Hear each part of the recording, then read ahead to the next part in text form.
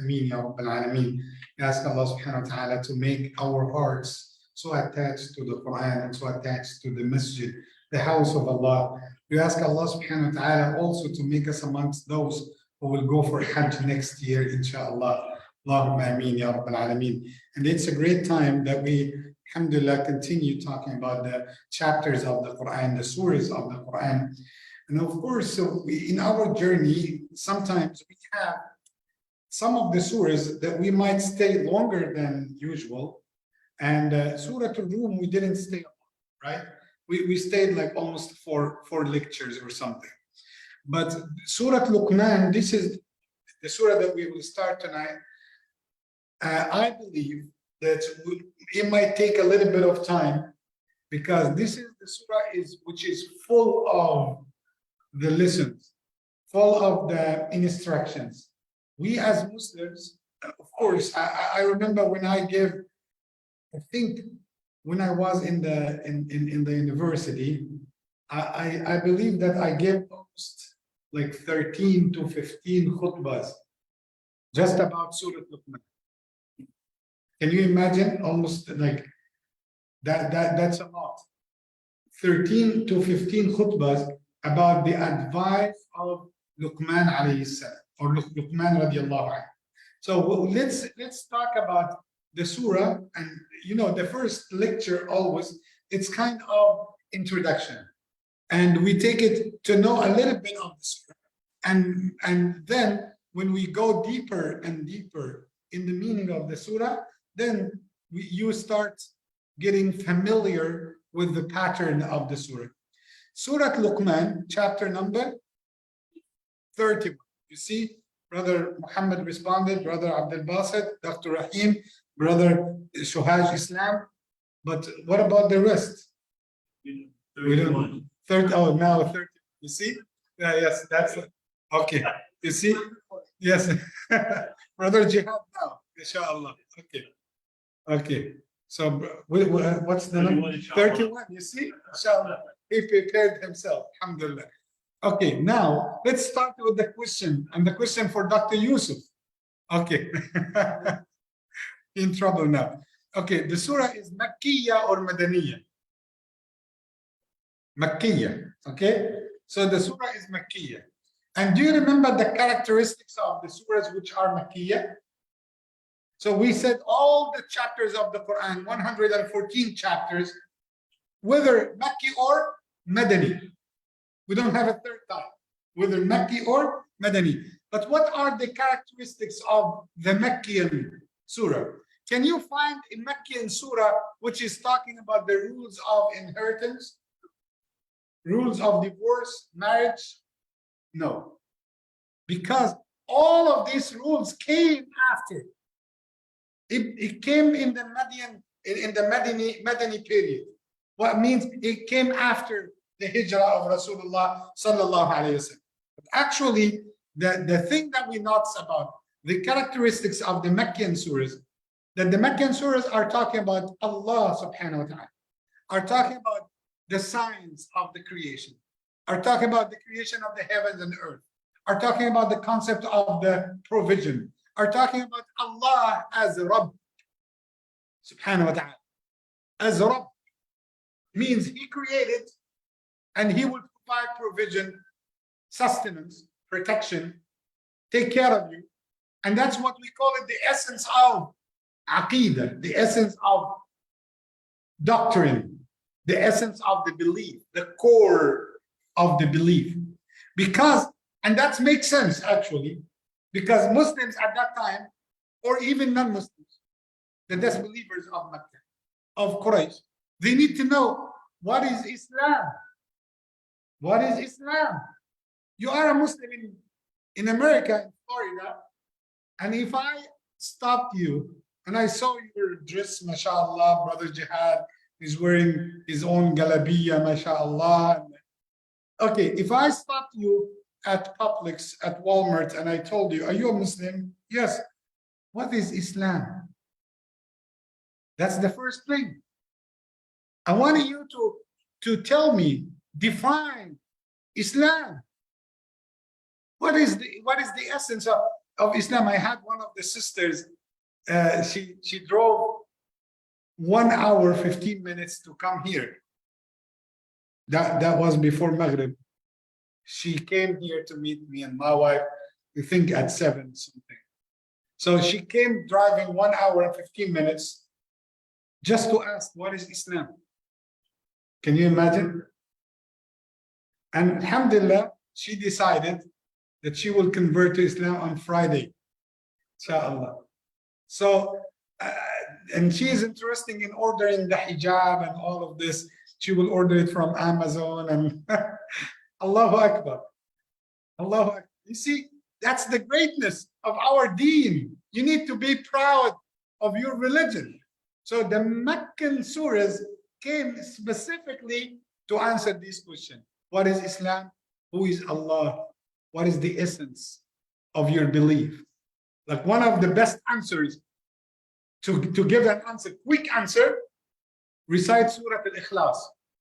قُلْ هُوَ اللَّهُ أَحَدٌ اللَّهُ الصَّمَدُ لَمْ يَلِدْ وَلَمْ يُولَدْ وَلَمْ يَكُنْ لَهُ كُفُوًا أَحَدٌ.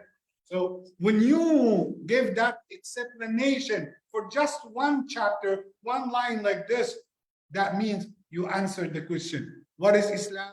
Who is Allah subhanahu wa ta'ala? Surah Luqman is a Meccan surah. It has 34 verses. 34 verses. All of the 34 verses were revealed in Mecca or before the Hijrah, except the verses 27, 28, 29. They were revealed after the Hijrah. Means all the surah is Meccan surah, except 3 verses of the surah are Madani verses. So we will talk inshallah later about why specifically those 3 verses. What's so special for those 3 verses to be revealed after the Hijrah of Rasulullah sallallahu alaihi wasallam. But what's the name of the chapter? Luqman. Luqman is the name of a person. Luqman the wise man. And now the controversial question, was Luqman a prophet or not? And do not give a rush answer, because it's not yes or no answer. Okay? Because if you go deeper and you study it, you will find debate amongst the scholars. Not only scholars, the prophet, the companions. Some of the opinions of the companions, they said he was a prophet. Based on what? One word. One word. SubhanAllah, I will explain it to you. Allah, in verse number 12, Allah said, وَلَقَدْ آتَيْنَا لُقْمَانَ الْحِكْمَةِ. We have granted Luqman wisdom. And now you ask yourself, how Allah did grant him? آتَيْنَا. Gifted. How Allah gave Luqman the wisdom. Here the debate starts. Some people might say Allah had inspired him. Allah had taught him. Allah had sent that to his mind, to his heart. Some people might say no. He was taking special teachings through the angel Jibreel. If he did this, if he did so, that means he's a prophet. And remember, there is a difference between prophet and the messenger, right? The prophet gets the message without gets the core message without having a revelation. But the messenger gets the message plus revelation. So Luqman alayhi salam, some people say Luqman alayhi salam based on that he was a prophet. And some people might say Luqman radiyallahu anhu, as he was a righteous man. And before you accuse me of taking the debate into more deep level. And I will tell you why. Because one of the companions that he was very knowledgeable, his opinion was that Luqman was a prophet. What's the name of this companion? Abdullah ibn Abbas. Sayyidina Abdullah ibn Abbas. And when we talk about the tafsir, when we talk about the Quran, Rasulullah made a dua for him. He said, Allahumma faqihhu fi ad-din wa 'allimhu at-ta'wil. Allah give him the deep understanding for that religion and give him the techniques of the explanation of the Quran. So you are talking about a fundamental, one of the pillars, one of the essential pillars in the explanation of the Quran. And yet there's lots of, the majority of the scholars that he wasn't a prophet. He was a righteous man. That's why I told you, do not be in rush and give yes or no answer for similar question. Allahu A'lam. That's the Allahu A'lam. What was, but which time that he was in? So, you know the time before Sayyidina Yunus. And that was a long time before the Prophet Muhammad sallallahu alaihi wasallam. So some of the scholars said he was the time between Dawood alayhi salam and Sulaiman and Yunus alayhi salam.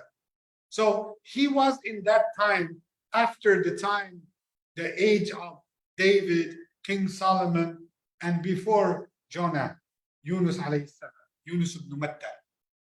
So Luqman alayhi salam, or Luqman radiallahu anhu, was that wise man, righteous man, good man that Allah had granted him wisdom. And one of the things that I wanted you just to take care of, like an introduction before we go more deep into the surah, that this surah is not too long actually. So and it was one of the beloved surahs that Rasulullah sallallahu alaihi wasallam used to recite in his salah. Lots of the Sahaba narrated that Rasulullah used to pray with Surah Luqman in his regular prayer, like al-Maghrib, al-Isha.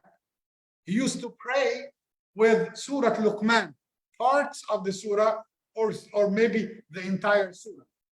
You are talking about 55 verses. 34 verses. 34 verses Rasulullah used to recite in Salatul Maghrib or in Salatul Isha. So imagine if like your Imam prayed with the entire surah like this in Salatul Isha, what people might say nowadays. See, Doctor. So he said, so Dr. Yusuf, will you agree? 34 verses. Okay, so here is Isha, inshallah. Don't go anywhere. Okay.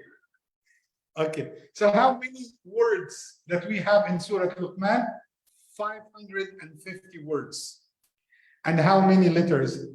2,121 letters. That tells you an idea about the length of the surah, how big the surah is. So now we will talk about two points before we end this lecture. Actually, the surah is telling us about one of our most feared issues that lots of people might think about parenting. Luqman had a son, and he is giving advice to his son. There is a pattern, methodology, way of life. It is called Haddathani Abi. Allahu Akbar. Na'am. Haddathani Abi. Let me explain a little bit about this. Our ummah continued to be in a good shape as long as we had this methodology, this principle, this concept حدثني أبي, then you put dots. My father told me. My father explained to me. My father advised me. Then you put dots. Now, if I were to ask any one of you, if you can start an article, topic, by this word, حدثني أبي, my father told me. What are you going to put after this? My father told me. Get a quotation from your father that inspired you, taught you. If you are ready now, I can take some of you. Actually, حدثني أبي, my father told me. Yes. My father told me. قال لك what? I need to know, your father told you what?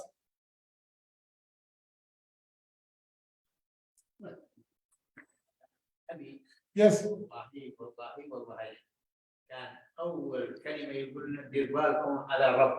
Allah, be mindful of your Lord. Alhamdulillah. Okay, is there any answer from here?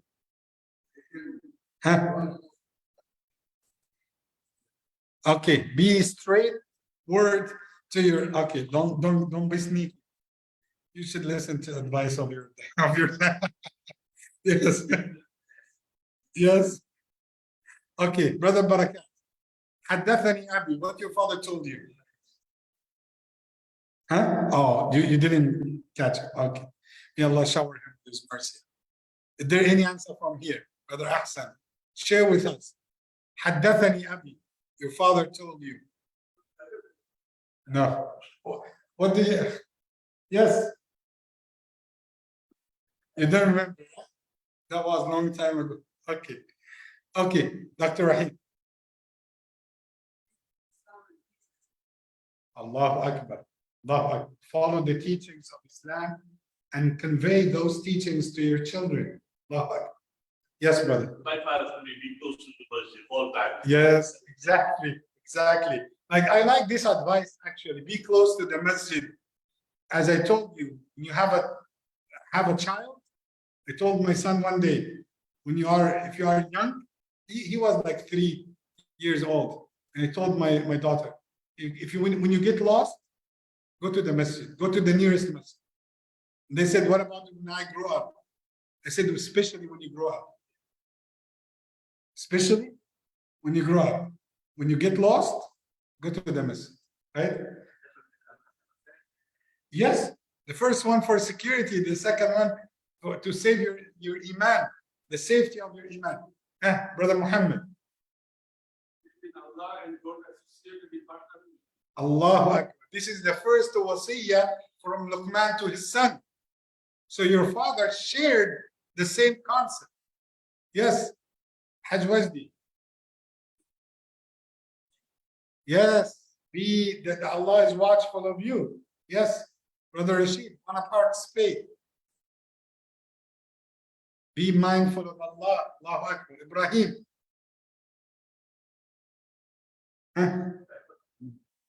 Yes, go ahead. Come to the masjid, right? Come to the masjid. Habib, what else you can share with us?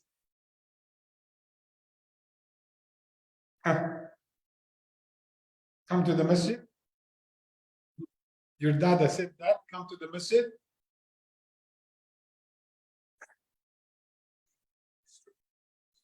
Be straight. Yes, that's a good advice. MashaAllah. Brother.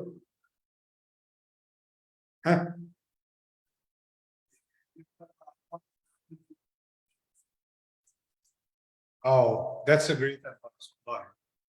You see, take care of one another as brothers and do not disagree because of everyone's wife. Means keep the family strong. Brother Abdul Basit, give me something of your mind. what your father told you. Leading life. Allahu Akbar. Make the Quran is your example. Brother Hamza.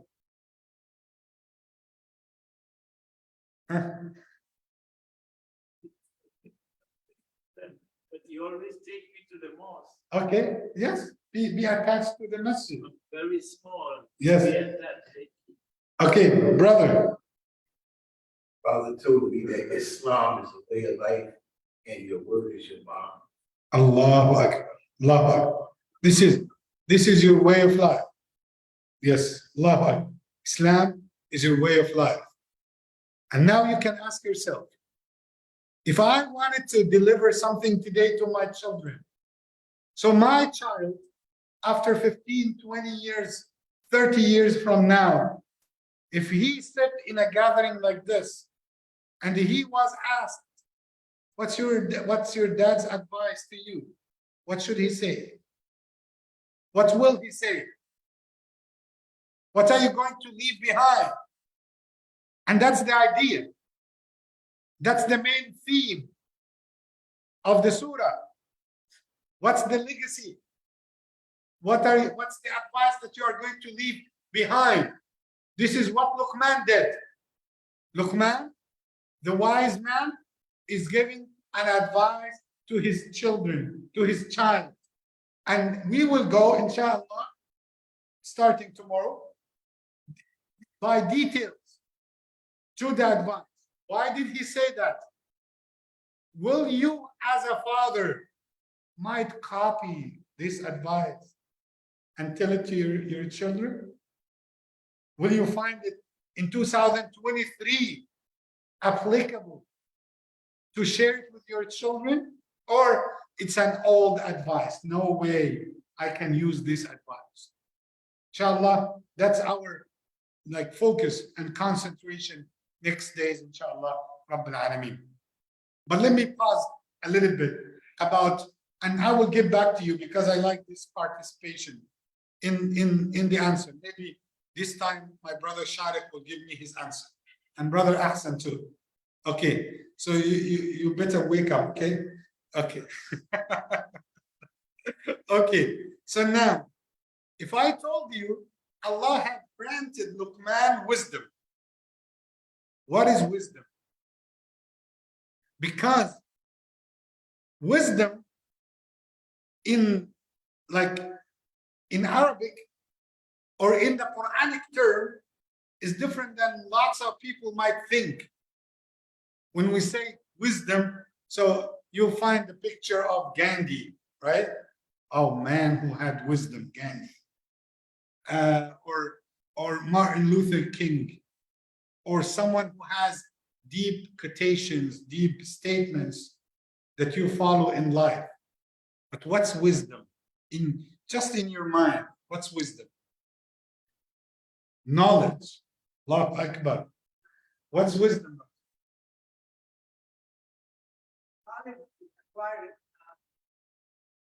Wisdom is inside you or inspired. So knowledge, you acquire knowledge, but wisdom is something inside you. Experience. Okay, that's a good word too. But what is wisdom? Just give me an answer. Concentration of what pleases Allah? I don't think so. But wisdom has something different. Okay. I would say wisdom. The wise choices, yes, to give wise decisions in life. Okay, yes. Okay, hikmah.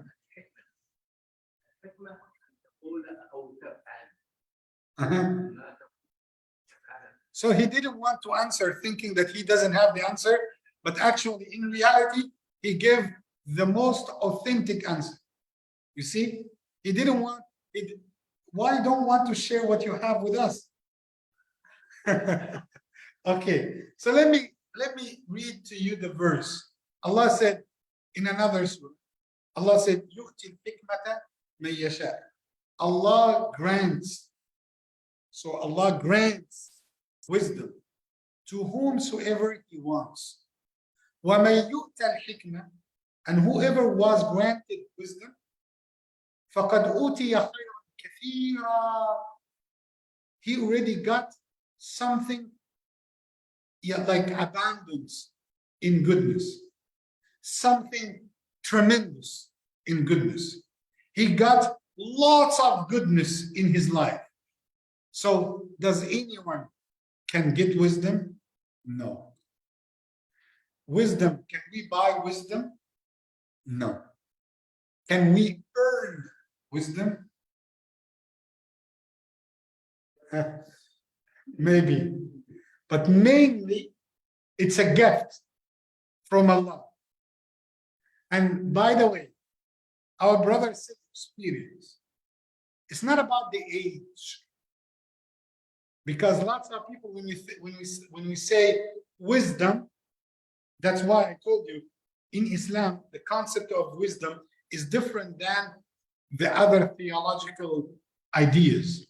Because we think of wisdom like a philosophical way. Someone who is in philosophy, he will give you deeper meaning, deeper statements that you might follow, which is not right. In Islam, wisdom has no relationship with age. Yes, so you might have a little boy, and he has wisdom. Yes, Sulaiman alayhi salam, in a very young age, he showed that wisdom to his father, David.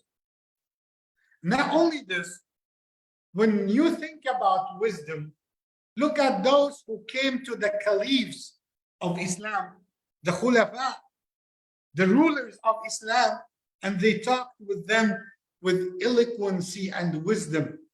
So like a man who came with like a group, a tribe came to one of the caliphs one day, and they had no one to represent them except a young child, a young man, like almost like 14, 15, 16 years old. So that ruler made fun of him. And he said, do you think that your tribe didn't find anyone older than you to represent the community, to represent the tribe? And he gave him that very deep knowledge. He said, إِنَّ الْمَرْأَ بِأَصْغَرَيْهِ قَلْبِهِ وَلِسَانِهِ. The man is not by his age, but by his heart and his tongue. So that's look at this. Yeah, are you hungry? Okay. Yes. So when we say tongue, not to eat, just to speak. Okay. So let's make that very, very quick. Wisdom in Islam, anything which contains qawl, statements, أو فعل, or action. So sometimes you do not speak a lot, but your actions are speaking louder than your words. To know what to say and which way to say and to whom you would say. You need to have wisdom if you wanted to run community. If you wanted to lead people, you cannot lead them without wisdom. If you want to be a good father, you wanted to have wisdom, some wisdom. If you have a big family, you need to have the good decisions in the best timing, the best way, how to approach people. That's wisdom. What to say and what you stop. And one of the aspects of wisdom, when do you need to say no? The power of no. So don't think that wisdom is to say always yes. But some of the aspects of wisdom, when do you need to say no? Yes, vitamin M. So not only this, but let me give you a scenario, please. You have a brother came in the masjid, and he just came to the masjid. He long time ago didn't come to the masjid, and he desperately came with the sense of that he needs to do something. He needs to be welcomed. He needs to be like, he needs to do something. But what he's about to do in the masjid is something is not Islamically preferable, is bid'ah. So if you said no, he would run, wouldn't come back. If you said yes, you would establish bid'ah and you will do something haram in the masjid. So what should you say?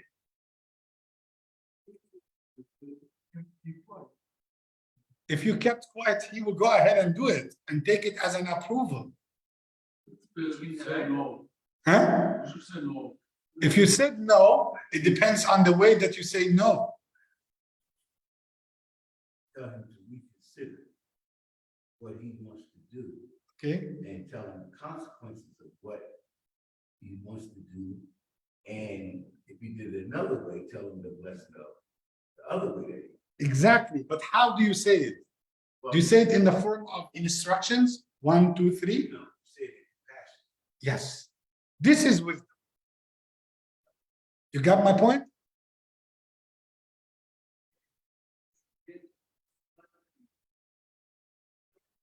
Because you gotta always be. Yes. And now, like sometimes I go for visits in Land O'Lakes jail, and I speak with inmates. And they might wanted to do something spiritually.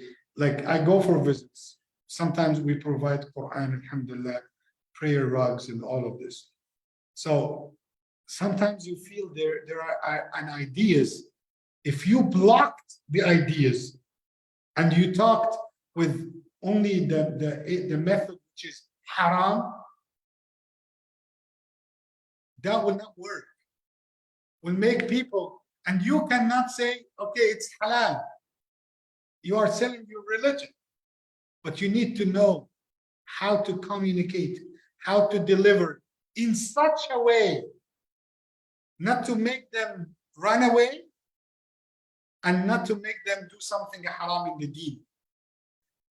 If you came to that equation, so that is something we call it hikmah, wisdom. Yes, it's something almost like this, but do not hold the stick from the middle, because I don't like this way either. Okay, that in every issue, oh, I want to make it the stick from the middle because I don't want those people to be displeased with me. I don't want to lose. No. That's not religion. Religion is to be clear, obvious, sharp sometimes, but you know how to communicate, how to deliver the message. Let me give you an example. Rasulullah Muhammad sallallahu alaihi wasallam, in the conquest of Mecca, he got the news that who is the leader of Mecca at that time? Abu Sufyan. So they came to him, some of the companions, and they said, Ya Rasulullah, Abu Sufyan had declared Islam. He converted to Islam. Good news. Allahu Akbar, Takbir, Abu Sufyan, MashaAllah. But there's something one left. Abu Sufyan is the man who used to be a leader. So, and he used to for his name to be mentioned. You see some people like this. I studied psychology long time ago, alhamdulillah. So sometimes you deal with people, and you know there is somebody, he doesn't care about his name to be mentioned because that's not his personality. But somebody else, his name needs to be mentioned, not for anything, but that's his personality like this. And to let him continue the good deeds, mention his name.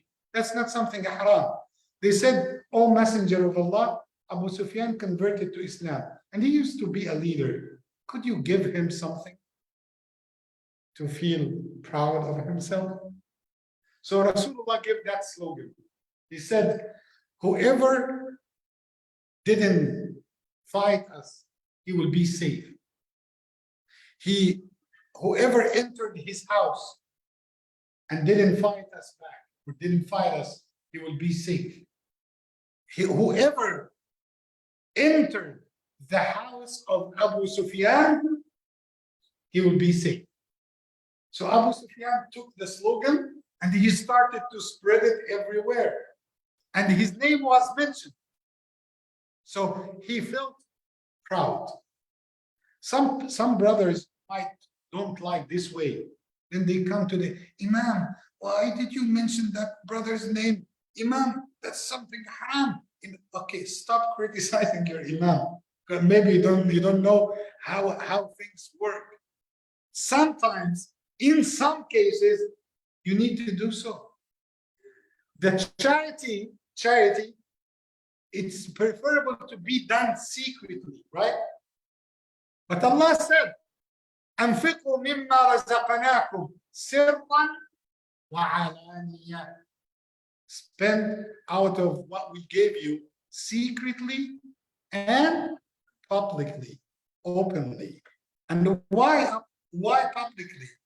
Imam, we have hadith that it says his left hand wouldn't know what his right hand gave. Yes, I know. But for some people, that's their personality, without being a hypocrite. Like, do not overpraise and keep, saying poetry in them. But just to mention the little that they made, that will make the difference. Yes, and it will help, and also it will inspire others. Like we don't share sometimes what most of the charities are giving, but sometimes in the fundraising, you need to mention, "Oh, that brother paid 5,000, Allahu Akbar, takbir." Why? You need to encourage others to do. And Rasulullah Muhammad was the first one to do this. When he stood amongst people and said, "Man ذا الذي يقرض الله قرضا حسنا فيضاعفه له أضعافا كثيرة."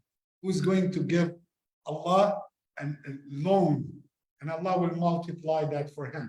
So inshallah, there are lots of things that we will deal with about the concept of wisdom. And we will apply every advice from Luqman to his son, how it is attached to wisdom. What's the wisdom in this advice? جزاكم الله خيرا. بارك الله لي ولكم في القرآن العظيم ونفعني وإياكم بما فيه من آيات والذكر الحكيم. وصل اللهم وسلم وبارك على سيدنا محمد وعلى آله وصحبه أجمعين. جزاكم الله خيرا. بارك الله فيكم. السلام عليكم ورحمة الله وبركاته.